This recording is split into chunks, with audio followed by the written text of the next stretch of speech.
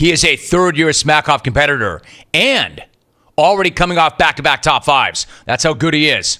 No one has rebranded quite like this guy. In a short amount of time, he has quickly made himself one of the best callers of the new jungle generation.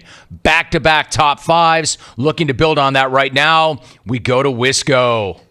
Benny in Wisco. His third Smackoff. Benny, what's going on? Jim, I am elated to be here today. Congrats on 25. What's up, Lorelei?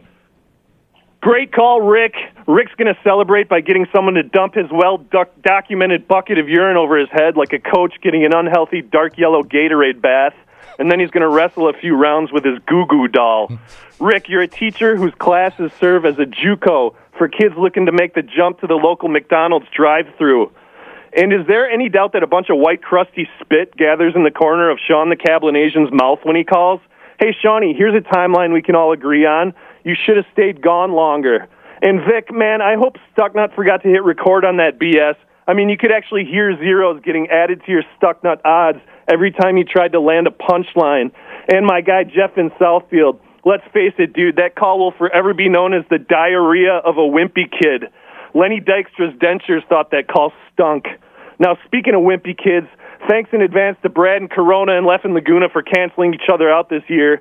Lef reading a 5-minute-long Den Lesk's email about power lines and Speedos, complete with a cameo from some celebrity that he drugged up beforehand. I mean, did you hear Larry Brown last year? He sounded like he took the Cosby cab to Dennis Hoff's Love Ranch before recording that mess.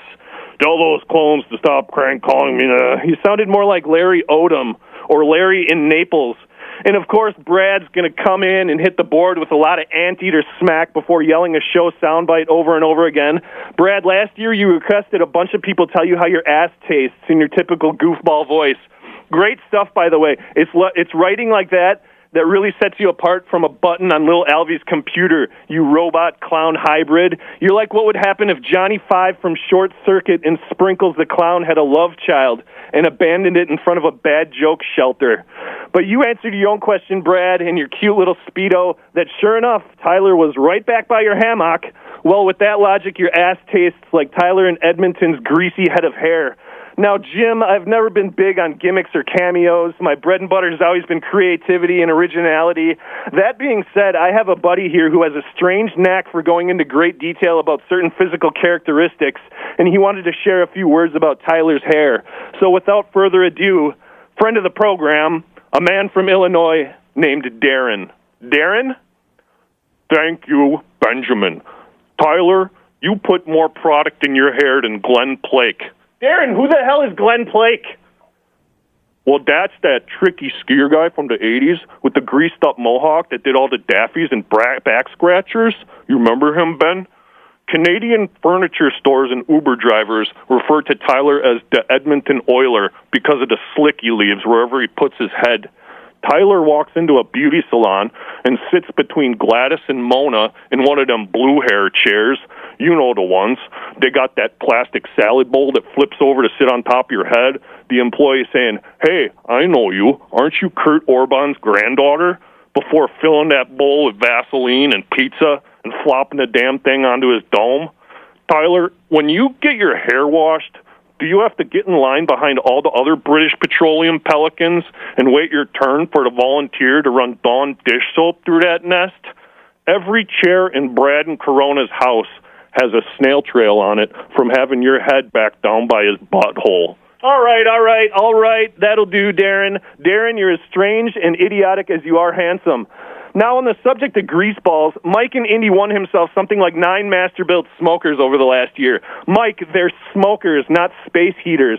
Mikey requested $5,001 and a helper, not for today's call, but to buy extension cords so he can pirate heat for the winter in his studio apartment. Cut it out, Mike. Those smokers are going to destroy your M&M posters and dry out your fleshlight. Now, Romy, I had 2 tasks to take care of today, and now that I've taken the crown to Wisco Town. Whoa, that was tough. The uphill battle is here. Our pal Caleb in Green Bay has asked me to be his wingman later on at the after party, and Goose, is going to work on getting Mavericks V cards swiped.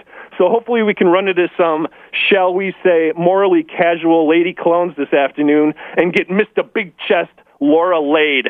Now slap me across the head with that 5K, Romy, because let's face it, in order to get this done, we'll probably end up paying out. And don't bother shipping me the crown. You might as well save some freight expenses and just send it up with Jake this fall. War, Wisconsin.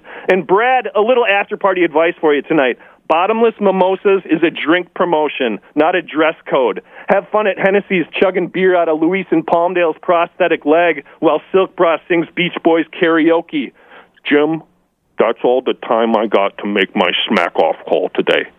Goodbye. Benny. What do you make of Benny's call? There were some unbelievable moments in that call. Some unbelievable moments.